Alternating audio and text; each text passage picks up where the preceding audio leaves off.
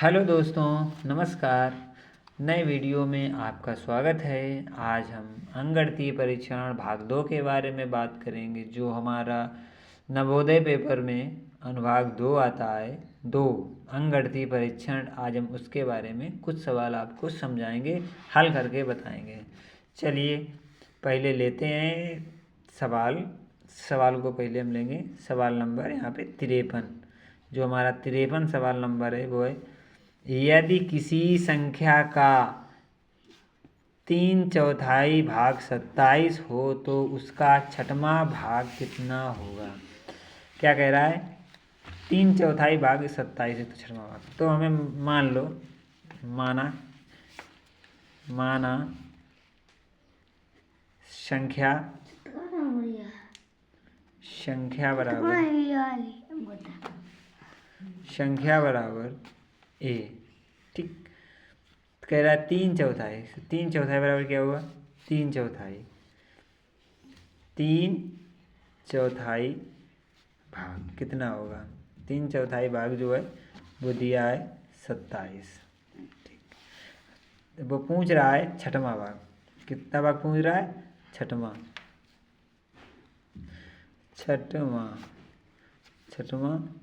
भाग, question mark है।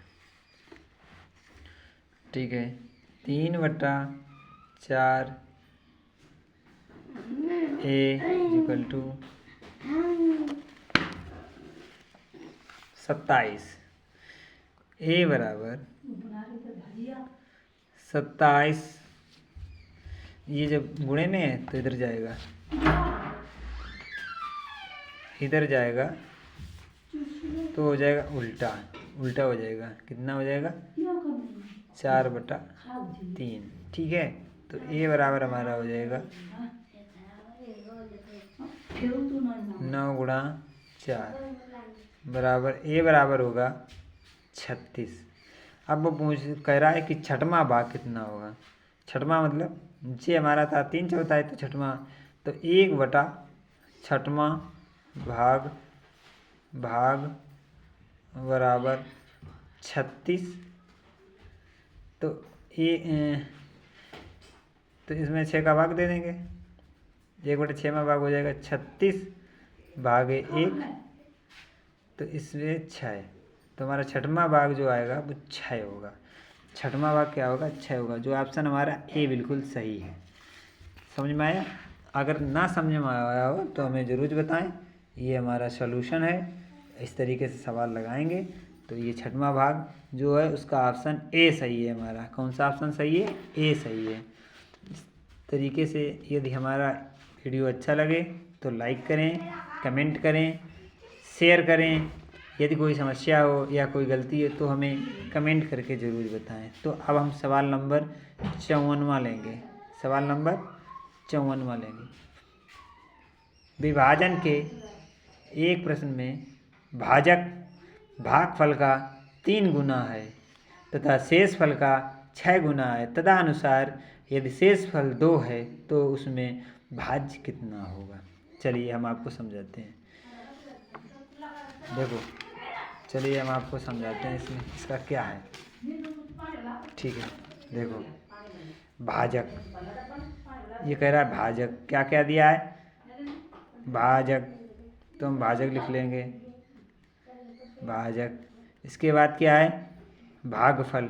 फिर हम लिखेंगे भागफल। क्या लिखेंगे? भागफल। इसके बाद दिया है, क्या दिया है? भाजक जो है भागफल का 3 गुना है। भागफल का 3 गुना है। ये क्या 3 गुना है? भाजक 3 गुना है भागफल का। और इसके बाद शेषफल है। शेषफल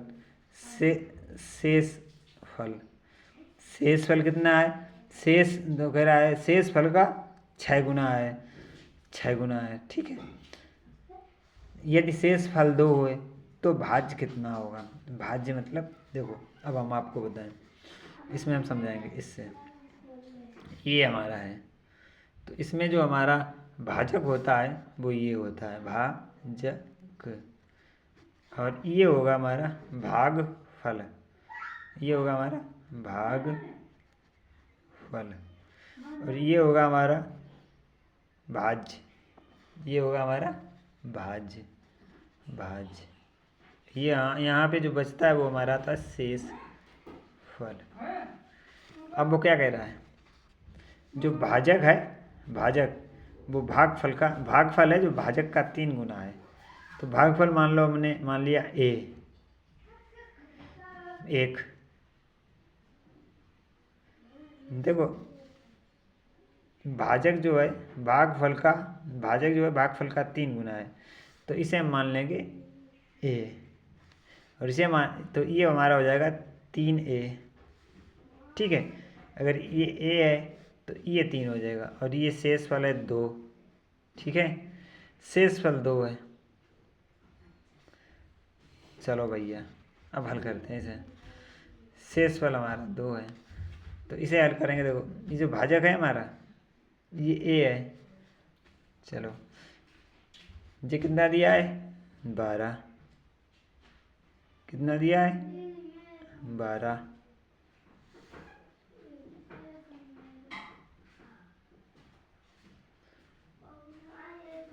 भाई शेष फल हमारा 2 है, ये इसका 6 गुना है। तो मतलब ये जब शेष फल 2 है, 2 का 6 गुना हमारा कितना हो जाएगा 12। इसका 6 गुना क्या होगा 12, तो ये कितना हमारा हो जाएगा 12। तो 3a बराबर कितना है, 3a बराबर है 12। भाई 3a बराबर कितना है 12।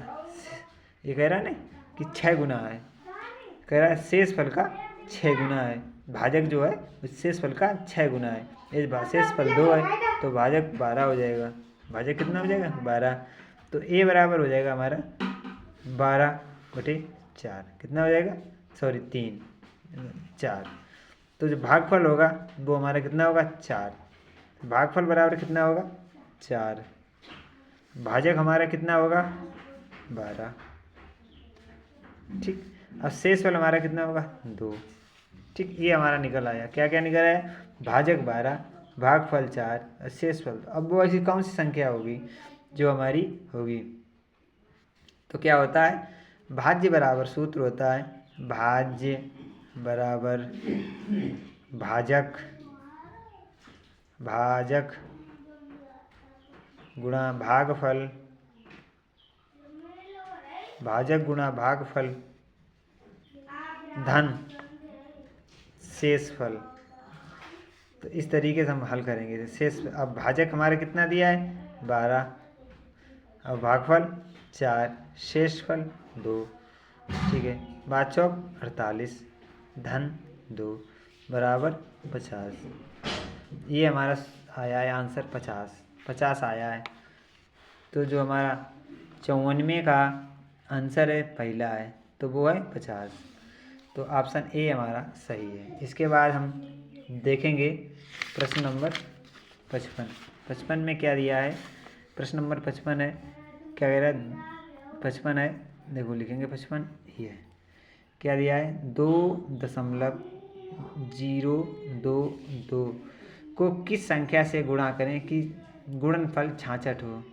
किस संख्या पूछ रहा है क्या, ये हमारा दिया है कि किस संख्या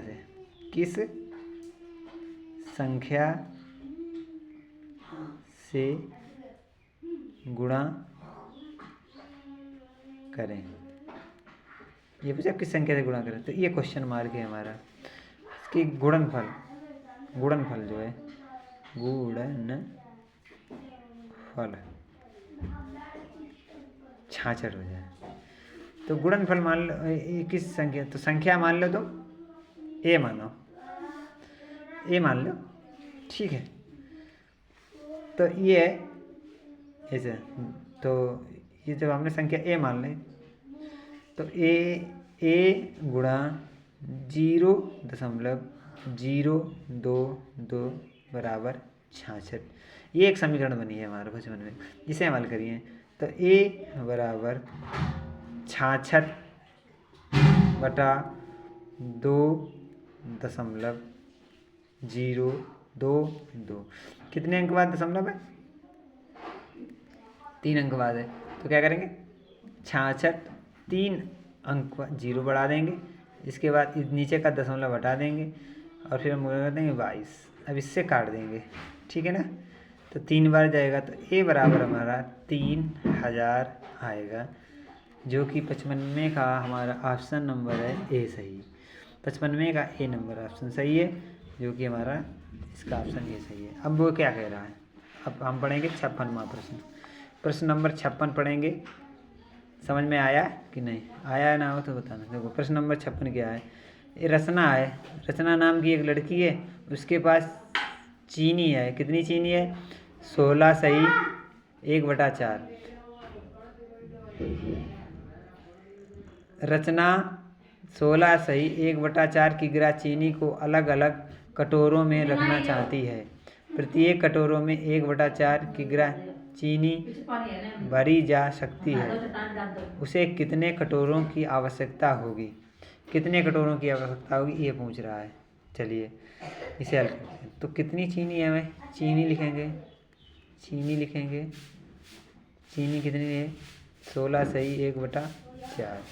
जो चीनी है 16 सही 1/4 हमारी चीनी किग्रा है, किग्रा है, किग्रा। इसे ये मिश्र भिन्न है, इसे साधारण भिन्न में चेंज कर लो, साधारण भिन्न में चेंज कर लो। 16 चक्कू 64, 64 और 1 65, 65/4 कर लो, ठीक। अब ये बता रहा है, क्या कह रहा है कि प्रत्येक कटोरे में 1/4 भाग चीनी आती है। एक कटोरे, एक कटोरे में चीनी बराबर कितनी आती है? 1/4। कितनी चीनी आती है? 1/4। तो वह कह रहा कितने कटोरों की आवश्यकता है? तो कटोरों की आवश्यकता बराबर क्या होगा? ये है भाई, इसका इसमें भाग दे देंगे, निकल आएगा, ठीक है ना। तो 65/4/1/4, ठीक है ना। तो इससे ये काट देंगे, ठीक है ना। कितना आएगा? 65। आंसर हमारा आएगा 65। 65 बचा 65। कितने कटोरों की आवश्यकता है? 65। 65 कटोरों की आवश्यकता है। टोटल हमें कितने कटोरे चाहिए? 65। तो कटोरे कितने चाहिए हमें? 65। 65 कटोरे हों तो उसकी चीनी ये अलग रख जाएगी। कितने कटोरे हैं? 65। ऑप्शन नंबर सी सही है। इसके बाद देखते हैं हम आगे अगला प्रश्न। अगला प्रश्न क्या है? एक समद्विबाहु त्रिभुज, एक समद्विबाहु मतलब जिसकी दो भुजाएं समान हो, इस तरीके का त्रिभुज चाहिए हमें। एक समद्विबाहु त्रिभुज जिसका परिमाप 24 है। क्या 24 है? परिमाप। कौन सा चाहिए? समद्विबाहु त्रिभुज। चलो हम समद्विबाहु त्रिभुज बनाएंगे पहले। समद्विबाहु त्रिभुज ये होता है जिसकी दो भुजाएं बराबर हो, जिसकी ये दोनों भुजाएं बराबर हो, उसे कहते हैं समद्विबाहु त्रिभुज, ठीक है ना। समद्विबाहु त्रिभुज का परिमाप होता है, तो देखो त्रिभुज का परिमाप, जैसे ये भुजा ए है, ये बी है और ये सी है, ये 3 भुजाएं दी हैं इसकी। चलो देखते हैं। तो इन भुजाओं का जो योग होता है वो होता है परिमाप। तो परिमाप बराबर होता है त्रिभुज का परिमाप, त्रिभुज, त्रिभुज का परिमाप। त्रिभुज का परिमाप बराबर होता है तीनों भुजाओं का योग, तीनों भुजाओं का योग। तो 3 भुजाएं हमारी हैं ए प्लस बी प्लस सी। 3 भुजाएं ए प्लस बी प्लस सी हैं। वो कितना दिया है परिमाप? परिमाप दे रहा है 24। कितना दे रहा है? परिमाप दे रहा है 24 सेंटीमीटर। कितना दे रहा है? 24, ठीक है। आपको कह रहा है इसमें तो मालूम, जिसकी एक भुजा 10 सेंटीमीटर की है, एक भुजा 10 सेंटीमीटर की है, तब प्रत्येक समान भुजा की लंबाई ज्ञात कीजिए। जब जो एक भुजा उनकी है वो ये वाली मानो, ये भुजा जो है वो 10 है, तो ये दोनों भुजाओं का, ये दो भुजाएं हैं वो कितने सेंटीमीटर, कितने इसमें एक भुजा की लंबाई कितनी है ये पूछ रहा है, ठीक है। तो ये हमारा 24 दिया है, और ये जो भुजा है ए बराबर 10 दिया है, ए बराबर 10 दिया है, ए बराबर 10, ए की जगह 10 रख लेंगे हम, यहाँ पे 24, ए की जगह 10, बी प्लस सी, ठीक है ना, 24 है। और जो 10 इधर जाएगा तो ये इधर माइनस में हो जाएगा, ठीक, -10 कर लो, ठीक, यहाँ पे बी प्लस सी।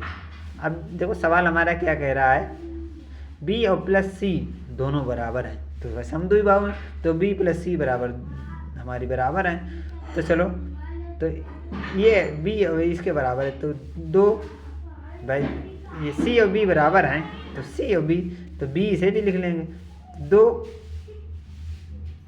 दो बी, भाई सी और बी दोनों बराबर, तो एक ही मान लो, तो दो, ये दोनों जुड़ जाएंगी तो ये 2 हो जाएंगी। तो अब इसका बराबर हो जाए, बी बराबर जो होगा हमारा, तो 14/2 हो जाएगा, इसे काट देंगे, तो जो बी बराबर होगा 7 होगा, इसकी एक भुजा 7 होगी, भाई दोनों भुजाओं का योग 14 है, तो एक भुजा जो इसकी होगी वो 7 होगी, तो दोनों भुजाएं बराबर हैं, तो इसलिए आधी आधी हो जाएंगी, कितनी हो जाए, आधी आधी, तो इसका 7 आंसर आएगा। वो 7 आंसर जो इसका 7 सेंटीमीटर, वो ऑप्शन नंबर ए सही है। अब हम देखेंगे 58वां प्रश्न क्या है, यदि किसी वर्ग ए बी सी डी के विकर्ण AC की लंबाई 5.2 सेंटीमीटर हो तो इसका क्षेत्रफल कितना होगा। देखो हमारा ये एक वर्ग है, ठीक है, इसमें A B C और D, इसमें ये वाला जो विकर्ण है इसकी भुजा दी है 5.2 सेंटीमीटर, ठीक है। अब इसका क्षेत्रफल क्या होगा, पूछ क्या रहा है, वर्ग का क्षेत्रफल। अब हमें मालूम, अगर विकर्ण दिया है तो वर्ग का क्षेत्रफल का सूत्र क्या होगा, वो हम पहले लिखेंगे। तो यदि विकर्ण दिया है तो क्षेत्रफल क्या होगा विकर्ण स्क्वायर बटा 2। तो हमारा विकर्ण कितना है 5.2/2, इसे स्क्वायर कर देंगे, ठीक है। तो 5.2 गुणा 5.2/2, इसे काट देंगे, कितना काटेंगे, यहाँ पे 26 आ जाएगा। 2.6 गुणा 5.2 बराबर, इसका गुणा कर देंगे, कितना आएगा, गुणा यहाँ पर करके देखते हैं, 52, 26, 6 दूनी 12 की 2 हासिल 1, 5 दूनी 6 2 30 और 1 31, कितना आया 31 गुणा 2 दूना 4, 5 दूनी 10, चलो 2 4 और 1 5 3 1, 1352, 2 अंक के बाद दशमलव लगा देंगे, तो 13.52 सेंटीमीटर होगा इसका क्षेत्रफल। जो ऑप्शन हमारा सही होगा बी ऑप्शन हमारा सही है। चलो अब देखते हैं, ये है 59वां सवाल। 59वां सवाल कह रहा है हमारा, क्या कह रहा है 59वां सवाल, चलो देखते हैं 59वां सवाल हमारा क्या कह, ये एक दिया है हमारा समीकरण, इस समीकरण को हल करना है, 59वें में समीकरण को हल करना है। पहले हम समीकरण को लिखेंगे फिर हल करेंगे। चलो 59वां देखते हैं, क्या दिया है 1 गुणा 2, इसके बाद धन 2 गुणा 3, फिर धन 3 गुणा 4, फिर धन 5 गुणा 4, फिर धन 6 गुणा 4 दिया है, ये अब है 4 गुणा 5, 4 गुणा 5, अब यहाँ पे लिखेंगे 5, यहाँ पे धन लगा देंगे, 5 गुणा 6, फिर इसके बाद 6 गुणा 7, फिर धन, फिर 7 गुणा 8, फिर लिखेंगे धन, 8 गुणा 9, फिर है धन 9 गुणा 10, फिर धन है 10 गुणा 13। तो ये एक समीकरण है, इसे हल करना है, ठीक है। पहले अब ये गुणा है, पहले गुणा कर देंगे सबका। 2 एका 2 धन 3 दूनी 6 धन 4 तियों 12 धन 5 को 20 धन 4 पंचे 5 को भी 4 पंचे 20 धन। भाई 4 गुणा 5 अब होगा 4 गुणा 5, यहाँ पे सॉरी यहाँ पे 4 गुणा 5, यहाँ पे 5 गुणा 6, तो 4 पंचे 20, 6 पंचे 30, 6 पंचे 30, देखो 4 गुणा 5 5 और 6 पंचे 30, 6 सत्ते 42,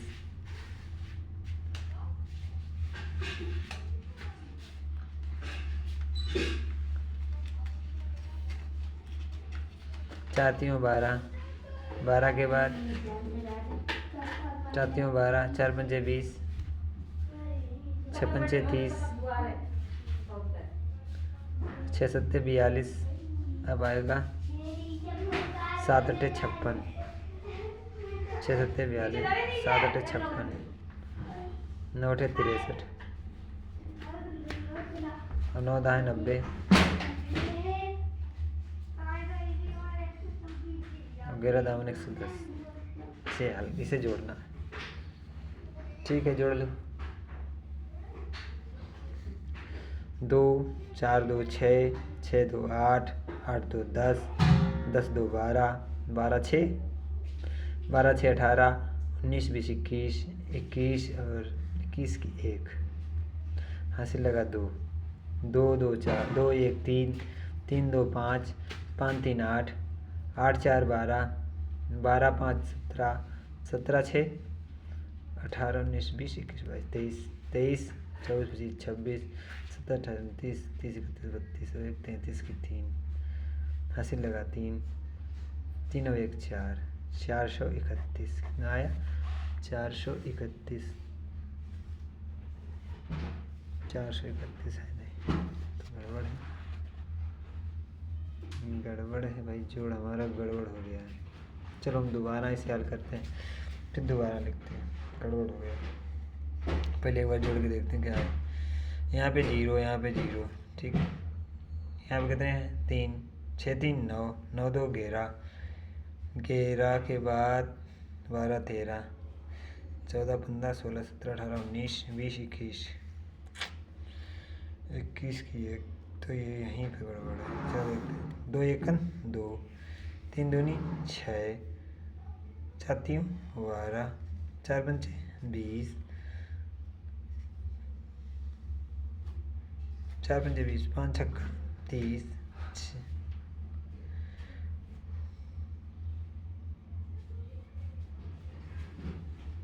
4 पंचे 20,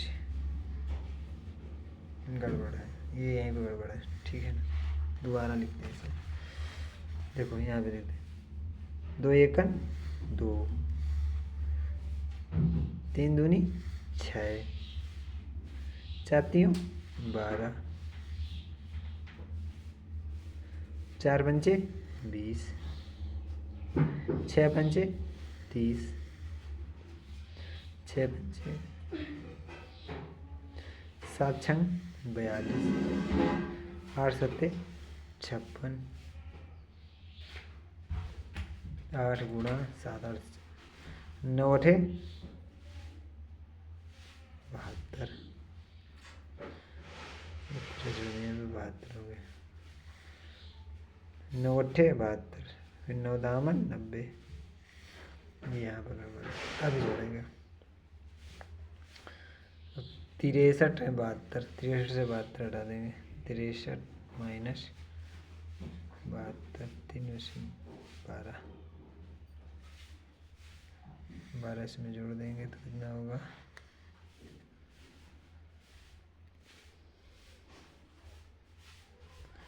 12 में से 3 जाएंगे 9, 9 यहाँ पे 31 में जोड़ देंगे 40, तो हो जाएगा हमारा 440, 440 क्योंकि यहाँ 72 है भाई, 63 हमने जोड़े थे तो 9 एक्स्ट्रा और जोड़ना पड़ेगा इसमें, तो होगा 440 जो हमारा उत्तर बिल्कुल ये वाला मैच करेगा। ये थोड़ा गड़बड़ हो गया। 60वां क्या है? संख्या 9875 के निकटतम सैकड़े का मान, सैकड़ा मतलब ये वाला है, ये 100वां स्थान है इसका, ये वाला भाग।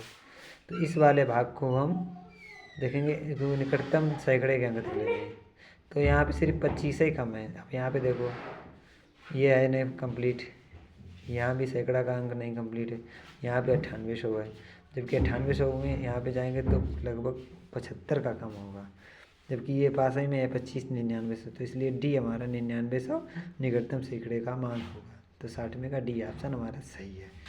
ठीक है, यदि हमारा वीडियो अच्छा लगा हो तो लाइक करें, कमेंट करें, शेयर करें, और अधिक जानकारी के लिए हमारे और वीडियो को देखें। धन्यवाद, जय हिंद।